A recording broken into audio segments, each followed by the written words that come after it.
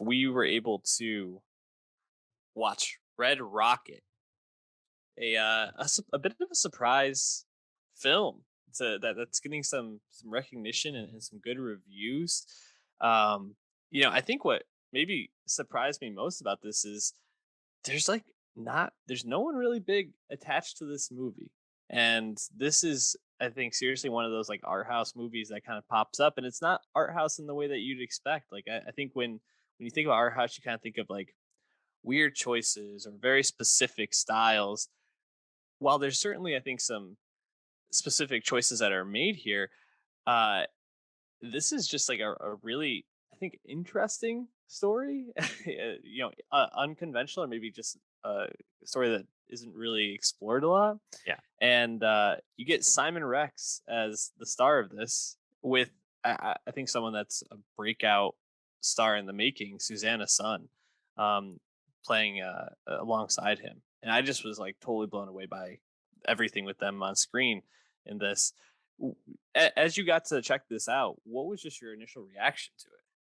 So I was not really surprised about this because this makes sense as the next Sean Baker movie. Sean Baker's whole thing, his whole vision about being a indie filmmaker in every sense. He makes really tightly budgeted films as an independent filmmaker. But his big thing is that he likes to work with non-professionals. He likes to work with people that aren't too famous. And once in a while, he'll bring someone in. His last film, The Florida Project, which I really loved, featured Willem Dafoe, who did get a supporting actor Oscar nomination. And he had people offering agencies, and talent and agents offering more well-known talent for his next film, just because people want to work with Baker. But he didn't want to take people too famous, and he was kind of going out of his way to keep doing what he's always been, which is kind of highlighting like these like slices of America, and specifically his last three films with Red Rocket, The Florida Project, and Tangerine, zeroing in on sex work and where that fits in with people living and trying to make ends meet. That's been his thing right now. And he says that he actually cast Susanna San because him and his wife saw her in the lobby of the ArcLight Hollywood, and they physically were like, "That is someone we want to cast. That's a star." And they hit her up 2 years later to make this. And I was like, "Yeah, that sounds exactly like Sean Baker to me." And then you actually watch the film, and it has again a lot of his aesthetics and vision and point of view.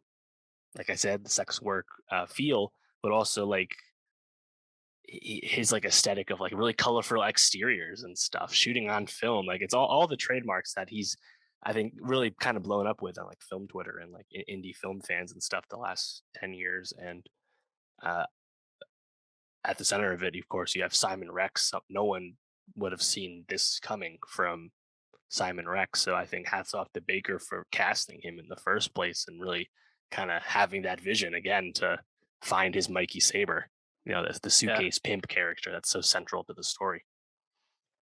And to give like a brief synopsis, basically, Mikey Saber, as you mentioned, this former porn star, went to LA, did a bunch of films, now is returning to his hometown in Texas City. Yeah, Um, Gulf a- Coast, Texas. and really just has nowhere to go, very little money. Tries to shack back up with his ex-wife and her mother, or I guess maybe still wife, but Yeah, estranged. Yeah. estranged, and starts a relationship with her again, or at least a sexual relationship with her again, and finds Rayleigh, Strawberry, as she's come Mm. to known in the movie. Donut This hole. this 17-year-old uh, girl who is, I think, absolutely stunning and just totally catches his eye. And he starts envisioning, them doing couple scenes like he used to do with his estranged wife to become famous in uh, the porn industry again. And they start a relationship, and it kind of then follows his relationship with her and just his life. Um, Man, I thought Simon Rex, so I feel like I've only seen maybe like one other thing, if that, was just really really good in this and really magnetic. And Yeah. the film doesn't really work if he's not good, because you could totally look at this person and just be like, that's a complete scumbag who I don't ever want to, Right. spend time with. And he's just, I think, even though obviously a jerk and not a very well put together person, really magnetic still, and that helps drive the plot along. Yeah, I think that that's the key thing, right? And it speaks to the script and the performance that you have this central character that's really self-absorbed, really narcissistic, really selfish, but also really charismatic and kind of fun to be with. Yeah. And it's a great challenge for the audience because the movie doesn't gloss him up and turn his life around and make and have him atone and make him a better man by the end. It does quite the opposite. He basically Hmm. devolves even further once he gets a little semblance of success and a foundation under him again. And when you're watching all that happen, you're kind of rooting against it because you're like, oh, we wanted to see you redeem yourself and you didn't do Yep. it. 100%. And in fact, I think he actually devolves as the movie goes on. You see his friendship with Lonnie, and Lonnie being this person who I think is very like sweet at the center of it, but also seems like is like stealing valor and Yeah. uh, pretty messed up stuff. Um, anyways, Mhm. then you see like the car accident, and it really just like is this huge, I think huge, but also like not super in your face metaphor for uh, the way that Mikey uses people. When push comes to shove in these terrible situations, he's always going to look out for himself, and that's kind of what happens. And Lonnie ends up, you know, becoming very publicly arrested and blamed for this car accident, which technically is his fault, but also I think Mikey could take some responsibility for it, and just not going to happen. That's just kind of like, I think that sums up the movie really well. Um, but also, or at least the character of Mikey really well. But it Right. was tough to watch. I felt bad for Lonnie for sure. Totally. Lonnie also a local piece of casting, non-actor. Mhm. Sean Baker just picks out faces. The mom, the grandma, or the Mikey's wife's mom, also a Goon. local. That Baker, I think, saw exiting a porta potty. I think is the story, and he's like, "I think that's our mom." Like, just wild stories. But yeah, I think another notable piece to this is you have interspersed through the story, you have characters kind of watching the lead up to the 2016 election. You see Trump giving some speeches. I believe you listen to Hillary Clinton accepting the nomination, I think. And it's not explicitly stated like anything politically, really, it's just kind of putting you in a place and seeing these characters kind of take that stuff in. And you can draw some parallels to like thematically what's going on in the characters' lives. And obviously, this is in Texas, so you know where it's largely going in this location. But I liked how like it wasn't like a preachy thing or like boo this man, he voted for X kind of thing either. It's just really smarter than something I think kind of obvious like that.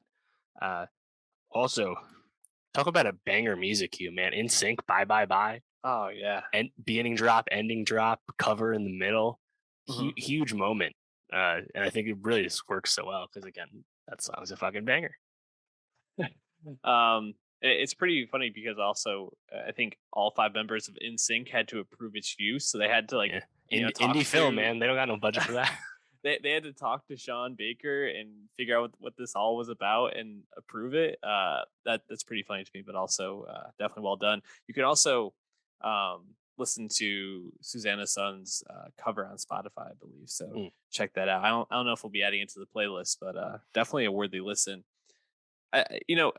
This actually touches on something that we, or at least I'll say you, I now have seen this movie but didn't get a chance to talk about it. Licorice Pizza. I think one of the critiques of it has been that um, the relationship is between a older woman and an adult and a child in the movie, mhm. and this technically, is a older man with a 17-year-old at the start of the Yeah, film. I think by the time the film ends, she's turned yeah. 18. Technically consensual by the Yeah, I law. mean, I think it has been getting some I don't know if criticism is the right way to put it, but people are noting it. Did that stand out to you, or did Well, you have any thoughts on that? I mean, it doesn't really bother me too much because Mikey's a fucking scumbag.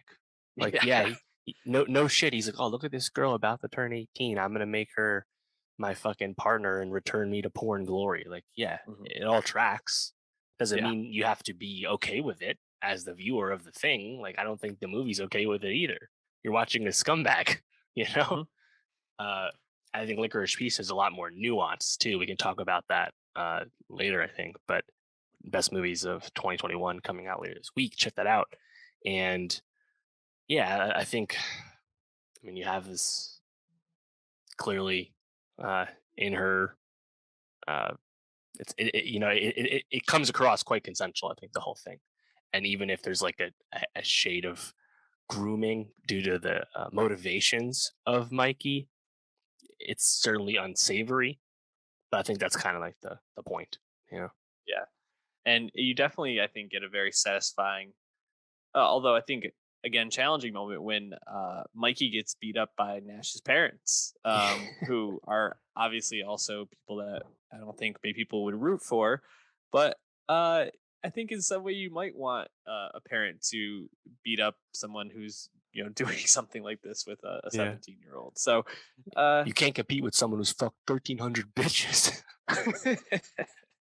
Like he just, I think that's so great about Mikey too, right? Like you have all these things where like his self awareness is largely lampooned the whole time, right? He's like talking about how he went up to 100 Instagram followers, or Mhm. Paul Walker dies and now he can't be Brian O'Connor in the Fast and the Furious porn spin-offs. He got the revenue cut off. It's like all these moments where it's like this is a guy who like you kind of like watching, but time and time again he just digs his own grave. Yeah, and I also want to say I think the ending of the movie is really, really well done. Not only the whole like final confrontation between Mm. is it June? Is she the June, drug? yeah, Yeah, June, the and drug dealer. also a local casting, but the drug dealer and her brothers, and then him running to the uh, is the mom is June, I think so, running to her and begging for money, and then running to Strawberry's house and having the like daydream about her in the red bikini. I just thought it was all like really worked really well to kind of like hammer home the Mm. story and what the Yeah, Baker was trying to get across. totally. And I think in the awards conversation, Simon Rex definitely fits right into the Adam Sandler position that Sandler had with Uncut Gems when it comes to the Best Actor race, where there's like a performance that a lot of people are really behind, and it's definitely justified, and it's really cool to see as someone who's been in Hollywood but maybe not recognized in this way, and it's just not going to happen from the awards bodies, Yeah, the major ones anyway. no, it's just looking here, it has gotten some nominations at smaller festivals, but Yeah, Susanna uh, San had a few. She got the breakthrough nomination from Gotham's and supporting actress at Independent Spirit, so that's nice to see too. yeah. I mean, it'll be interesting to see if this makes either of our lists come later this week. But that is, as Dave mentioned, the second podcast you'll be getting from us this week, which is our best movies of 2021. So stay tuned for that. Dave, any last thoughts on Red Rocket before we wrap up? Definitely a movie that's worth supporting. It's A24, but it's also Sean Baker, where he's operating on a really tight scale. So this is the kind of film where when people don't see it, it even in any fashion, but they don't see it, like the run gets killed. So definitely try and seek out his other work if you can. I know Tangerine's on Netflix right now, and he I think seems to be Border Project rising. is too.